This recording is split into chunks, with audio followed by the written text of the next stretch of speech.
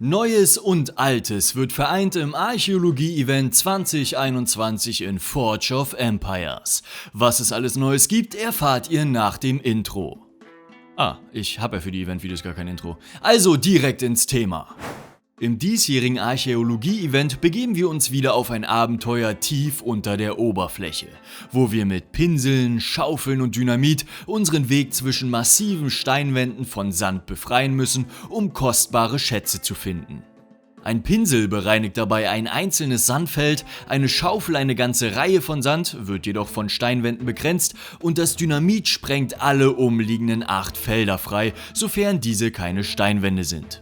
Haben wir den Sand abgetragen, treten manchmal goldene Relikte zum Vorschein. 20 dieser wertvollen Relikte können wir gegen einen Hauptpreis tauschen. Jeder zweite Hauptpreis wird dabei ein Upgrade-Kit für das neue Hauptgebäude sein. Doch zum Gebäude später mehr. Außerdem können auch alte Vasen auftauchen, die uns beim Einsammeln die Chance auf den aktuellen Tagespreis und unterschiedliche andere Preise geben. Auch können wir alte Schrifttafeln finden, die unserer Sammlung hinzugefügt werden. Aktivieren wir diese, startet jeweils eine 5 Quests umfassende Mini-Quest-Reihe. Jede Quest gibt eine kleine Menge Schriftrollen und mit Abschluss der Questreihe erhält man einen besonderen Gegenstand. Das sind je nach Tafel folgende: eine Blauregenzierpflanze, 2 Blaupausen, Medaillen, 2 Fragmente des Wunschbrunnen-Schrumpfkits, einen 2 Stunden Massenvorratsbeschleuniger, ein gestrandetes Boot, einen Medizinmann und ein königliches Marmortor. Die Tafeln könnt ihr alle gleichzeitig aktivieren, aber ein und dieselbe erst wieder, wenn ihr ihre Questreihe bereits erledigt habt. Schafft ihr es im Laufe des Events, alle Tafeln zu sammeln und zu absolvieren, erhaltet ihr das Historiker-Paket mit einem Porträt und einigen Werkzeugen. Selbstverständlich decken wir im Sand gelegentlich auch die Ausrüstung von vorangegangenen Expeditionen auf, welche wir selbst wiederverwenden können. Gehen uns die Werkzeuge doch einmal aus, können wir uns im Tausch für Schriftrollen neues Werkzeug beschaffen, um unsere Erkundung fortzusetzen. Die Schriftrollen erhalten wir durch das Abschließen von insgesamt 60 Quests. 39 davon sind direkt freigeschaltet und 21 weitere kommen an jedem Tag des Events einzeln dazu. Nach der 15. und 45. Quest erhalten wir ein großes zusätzliches Bündel Schriftrollen. Außerdem gibt es auch noch das Grundgebäude und 2 Upgrade-Kits für das neue Hauptgebäude. Während der Questreihe wird es als Belohnung für eine der mittleren Quests auch wieder eine geheimnisvolle Truhe geben, die ihr erst beim Start des nächsten Events öffnen könnt und die vermutlich auch wieder ein Upgrade-Kit für das Hauptgebäude des nächsten Events enthält. Also versucht wenigstens die Questreihe bis hierhin zu meistern, um im nächsten Event ein leichteres Spiel zu haben. Aber das Archäologie-Event hat dieses Jahr auch 2 große Neuerungen. Die eine betrifft den aktuellen Tagespreis. Könnt ihr die Neuerung sehen? Nein? Ich auch nicht, aber das liegt nicht daran, dass wir vom ganzen Buddeln zu viel Sand in den Augen haben, sondern dass InnoGames scheinbar die letzten Monate verstärkt auf eine bestimmte Testmethodik zurückgreift. Dabei werden bestimmte Features erstmal nur bei einem Teil der Spielerschaft aktiviert. So kann besser analysiert werden, wie sich das Spielverhalten durch dieses Feature verändert. Ähnliches wurde beispielsweise auch bereits beim Galata-Turm vermutet, dessen Questreihe und ein dazugehöriger Button, mit dem man seine Verteidigungsarmee der Stadt automatisch aufstellen lassen konnte, scheinbar auch nur bei einem Teil der Spieler aktiviert wurde. Zumindest wurde diese Testmethodik dort bereits von Spielern im Forum vermutet. Bei dem neuen Button beim Archäologie-Event handelt es sich um die Möglichkeit, den aktuellen Tagespreis einmal pro Tag zu aktualisieren. Dies wäre tatsächlich eine ziemlich nützliche Neuerung, da man so nicht mehr so stark auf die Reihenfolge der Tagespreise angewiesen ist und doppelt so viele Chancen auf seinen Wunschpreis bekommt. Ob diese es wirklich auf die Live-Server schafft, steht aber noch wie gesagt in den Sternen. Oder besser gesagt, ist noch tief im Sand vergraben. Eine zweite Neuerung kennen wir bereits vom letzten Winter-Event.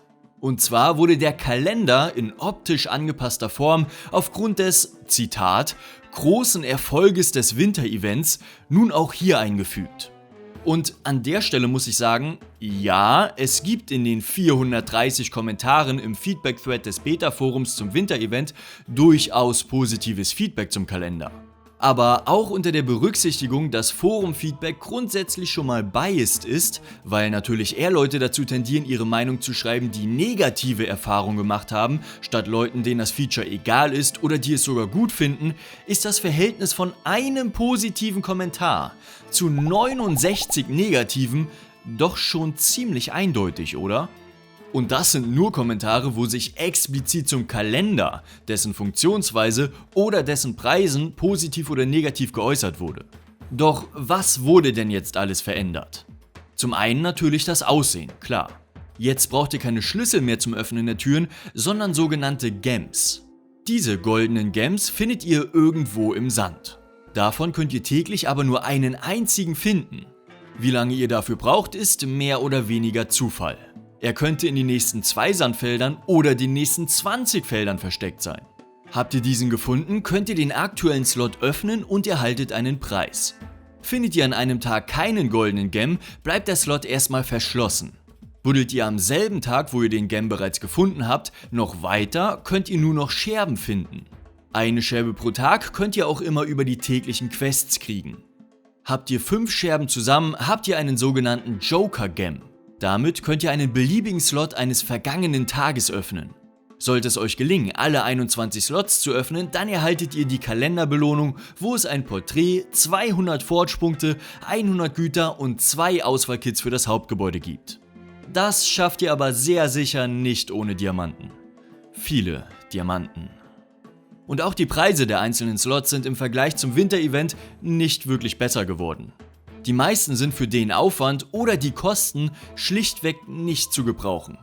Zugegebenermaßen wurde allerdings die Menge der Scherben von damals 10 Dietrichen auf 5 Scherben reduziert, um einen Joker-Gem zu kriegen.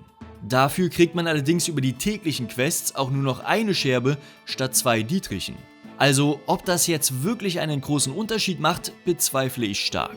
Von daher hoffe ich mal, dass man sich bei der Beta-Ankündigung für den Kalender nur etwas unglücklich formuliert oder mit ziemlich viel Sarkasmus selbst auf den Arm genommen hat. Vom großen Erfolg kann man in Bezug auf den Kalender, zumindest was das Feedback angeht, definitiv nicht sprechen. Zum Schluss dann noch das neue Hauptgebäude. Hierbei handelt es sich um ein Riesenrad mit 10 Stufen und 2 unterschiedlichen Endstufen.